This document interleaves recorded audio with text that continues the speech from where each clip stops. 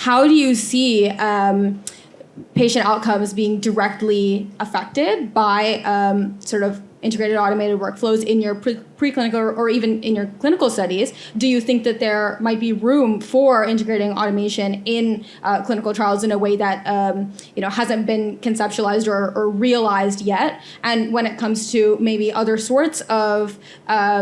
indications, how do you think that maybe industry partners or other sorts of organizations that you may want to work for or work with on the bioprocessing front may be directly impacted by the incorporation of these workflows? Yeah, and I think from my perspective, in terms of like the world that we want to kind of get towards, is that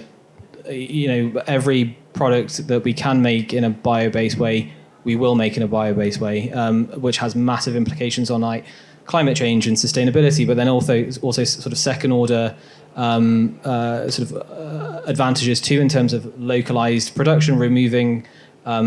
like loads of carbon from the supply chain and things like that. And so we see automation as a massive sort of enabler of that perspective, because we're working currently at lab scale and we have automation there, but really the valley of death for us is going to 100,000 litre biofermentation, and the way in which to get to that level requires various kind of iterations on scale, and we really need to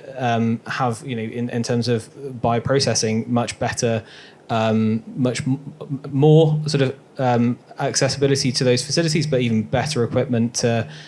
when is a continuous fermentation going to fail? When is it contaminated, and all those kinds of things? And so you think about what are the challenges and what you're trying to get to, and then sort of work backwards from there. And automation plays a load of key roles in that journey. And really we're looking to